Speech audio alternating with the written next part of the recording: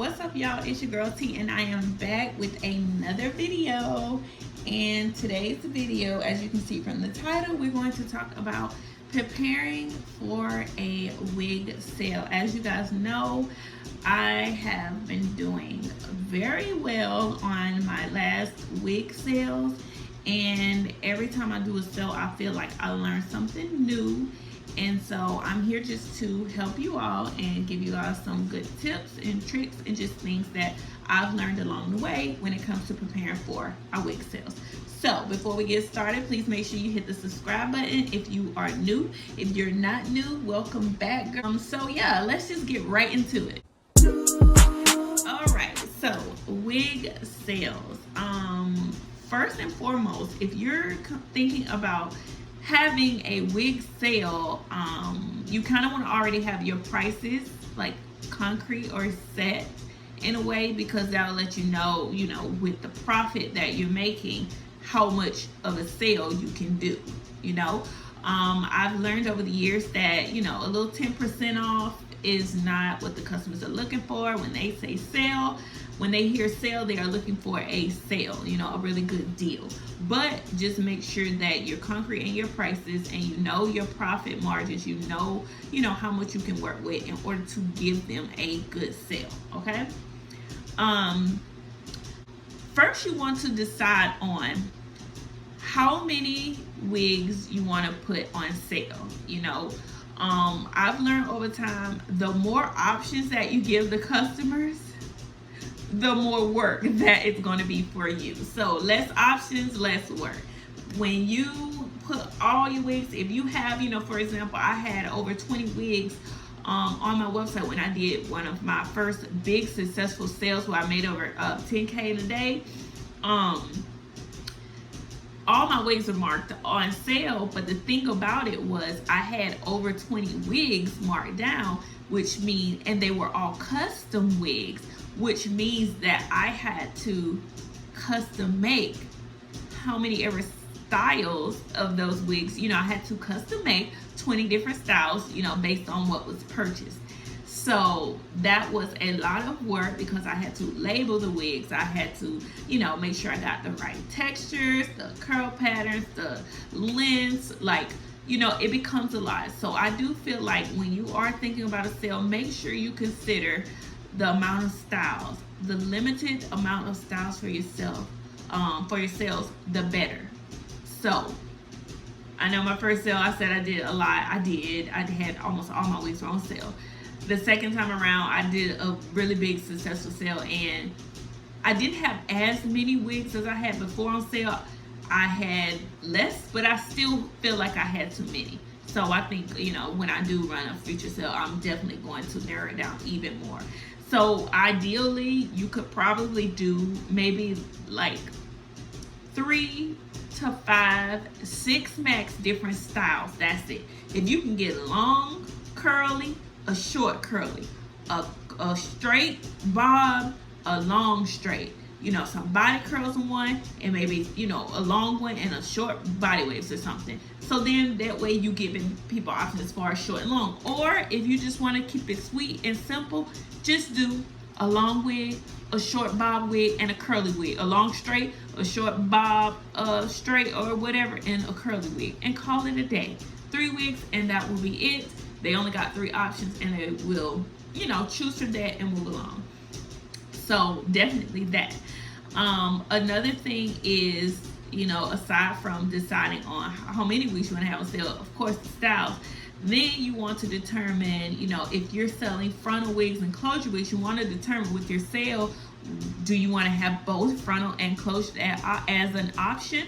Or do you just want to stick with only frontal wigs, or you want to stick with only closure wigs? I've learned, based on your target audience, it really depends on your target. If they like frontal wigs, then definitely go with frontal. If they like closure wigs more, then you want to do a sale and focus more on the closure wig. Determine with your wig sale, are you going to do all pre-made wigs? Are you going to do all custom wigs? Or are you going to mix it in, do pre-made and custom? If you do mix it in, please make sure that you specify that in the description of each wig so that your customer will know, and they won't think, oh, I'm getting a custom wig at such a good deal, and it's a good deal, but it's a factory wig, then they'll be disappointed. So just be very clear as to what you want. Another thing is going to be, when it comes to all the specifics that the customer gets to choose, make sure that they put everything, you know, that they want within their order. And by that I mean, you know, if it's their sizes, make sure there's a selection or a section to for them to choose the sizes, if they want baby hair or not, if you cut the lace or not, if they want transparent or whatever color lace they want or not, you know, the size closure, all of that needs to be very clear in their order. That's less for you to have to contact, so you don't have to contact them and ask them all these different questions, or you know, they have to go in and fill out forms. And if it's all in the one order, then you can look at that order, you know exactly what that order wants for that sale, and you can move along. Because when it comes to sales, normally you're gonna have a high number of wig orders. Last thing you're gonna want to do is run around and try to chase customers who made purchases during the sale, because sometimes they won't answer the emails, they may not answer to, you know, text message, they may not even leave an email or whatever. So just to limit the confusion, just keep it simple, keep it sweet, keep it straightforward, and make sure that the customer know all the information that's needed to know. The processing time, shipping time. Right now, we all know it's COVID-19. The shipping and the processing time is delayed extremely all over the world. So make sure you put that clear, because some people will order during the sale and they will expect their wig in a week or so. That's not going to be the case. You need to make sure you put within your wig sale, you know, due to such a high volume of orders, expect delays during sales.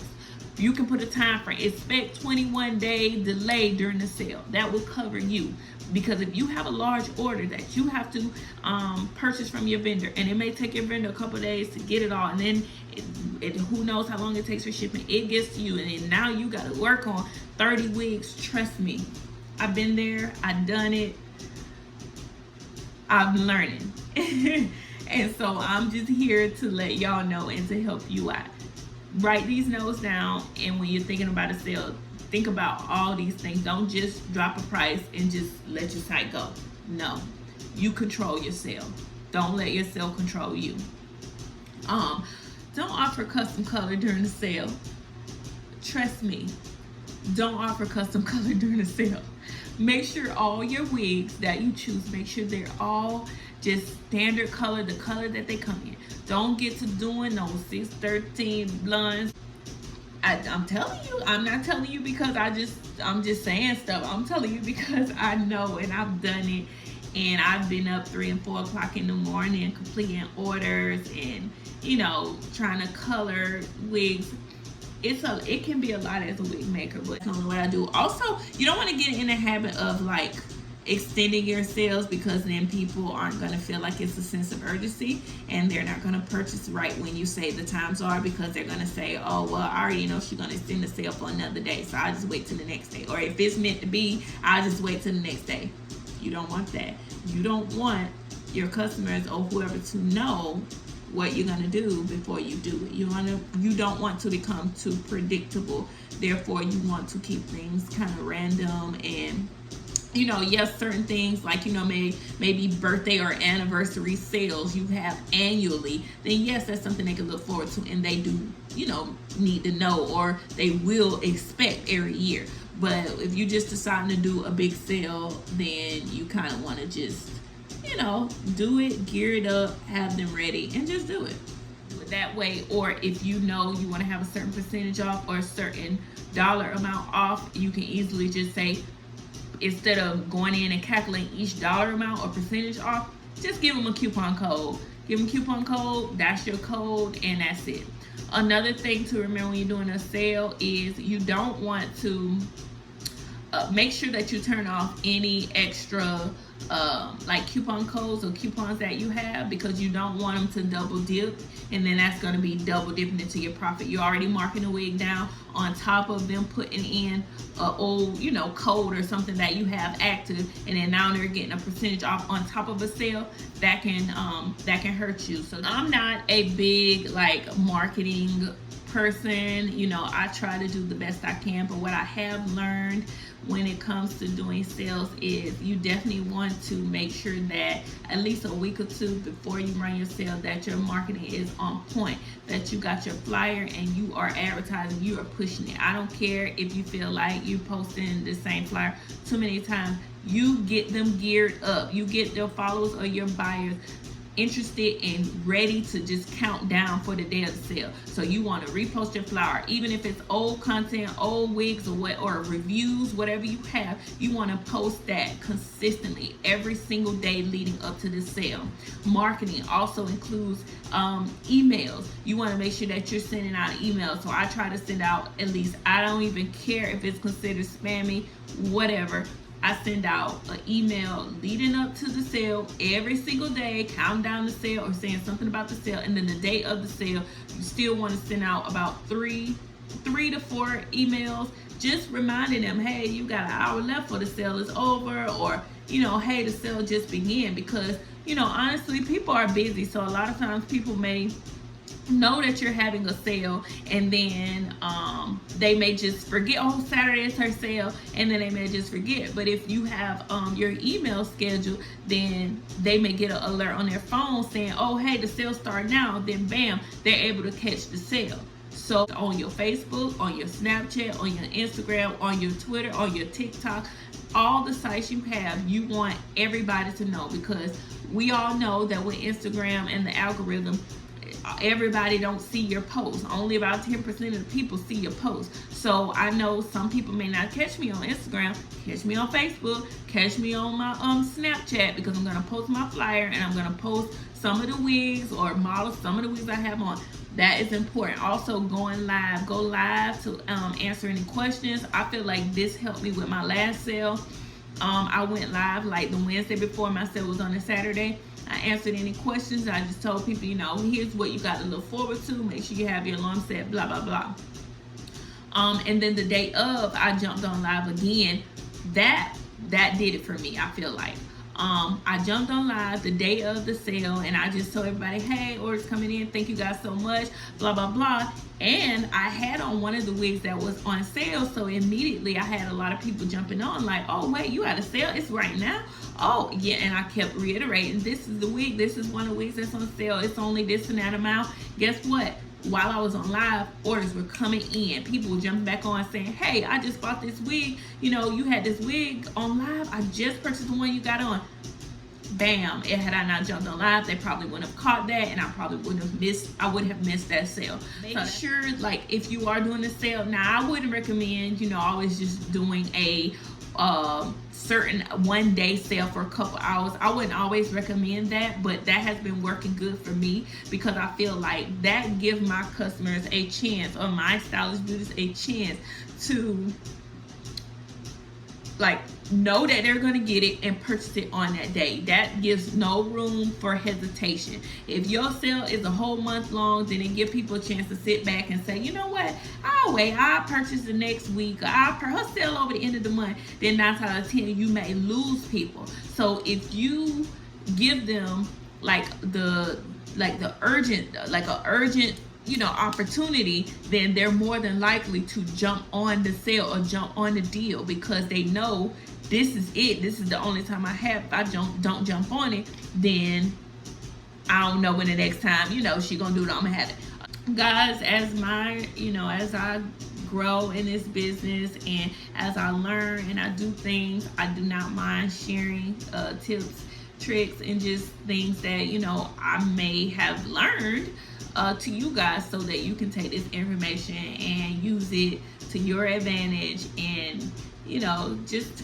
grow your business as I'm growing mine, because we're in this thing together. So I hope this video helped you guys. If it did, please make sure you follow me on my social medias. My Instagram and Facebook is Stylishstylesbytee. Thanks so much for tuning in, and I'll see you guys in another video. Bye, y'all.